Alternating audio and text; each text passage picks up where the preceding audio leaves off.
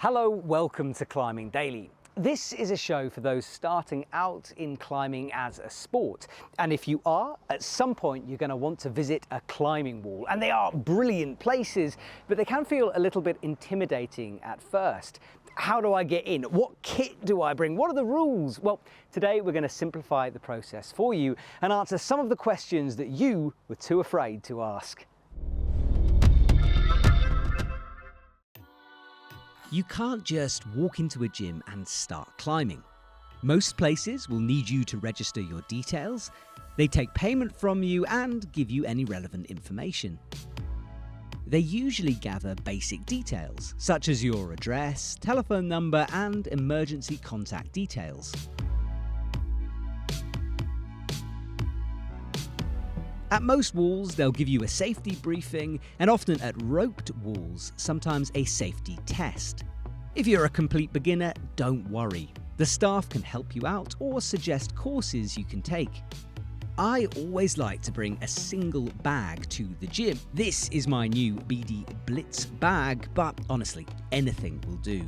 Right, we're in. Forms are signed, but we're in our office clothes, so we need to get into something a little bit more appropriate. See you in a bit? Yeah.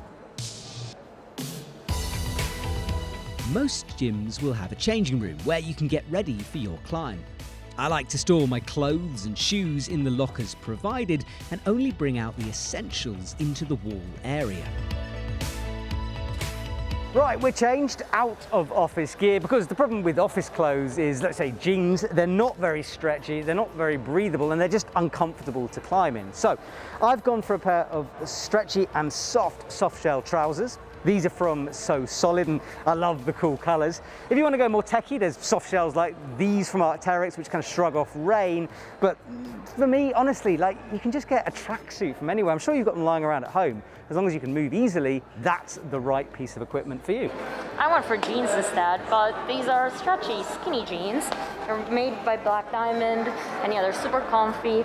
But another good option are leggings, and I'm sure you have them at home from any other brand. They will work, they'll do the job. But yeah, these are nice and climbing specific ones. They're ultra stretchy. Very nice. Well, look, we've got our clothes on. Next up, we need some climbing shoes. Hello. It's useful to use these special shoes with rubber soles in order to do some of the moves and make your experience more enjoyable. The first few times you climb, you can rent shoes, and most climbing gyms have shoe rental. You can always phone ahead to check. Renting shoes is relatively cheap and completely worth it if you don't have shoes of your own.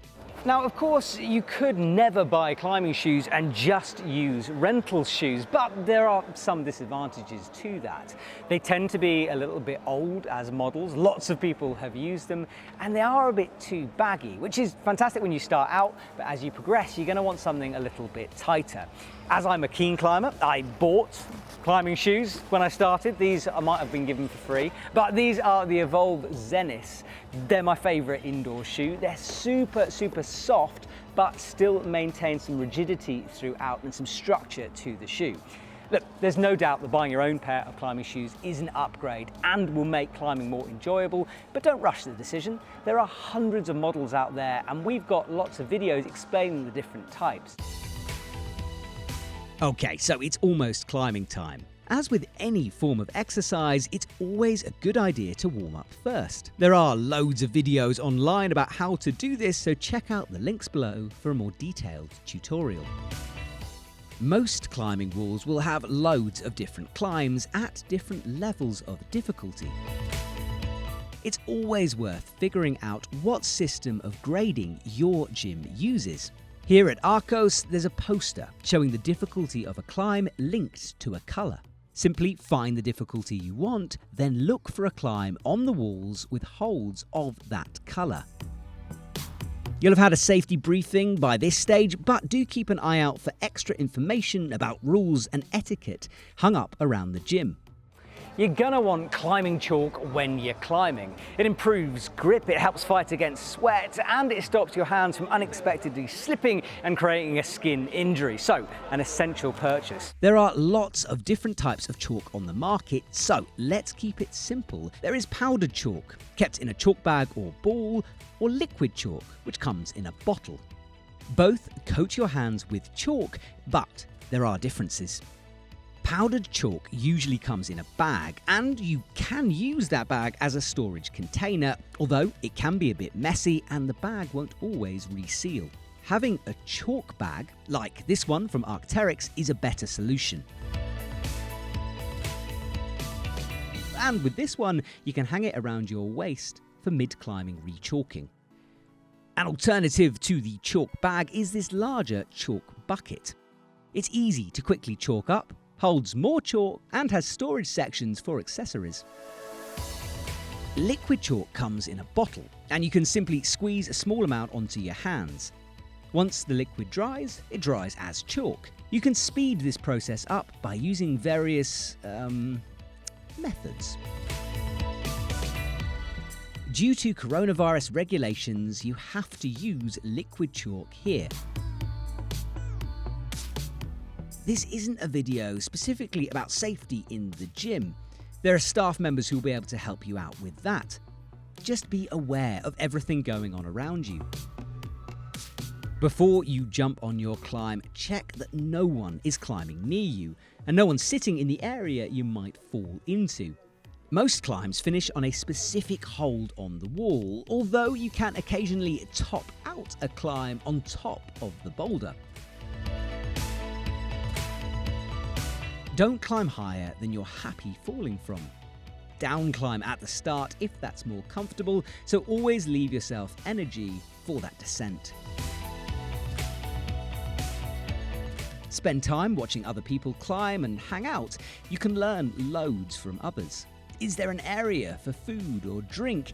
Here in Arcos, there are loads of chill out spots and refueling areas. It's good to get carried away and excited, but don't scream the house down.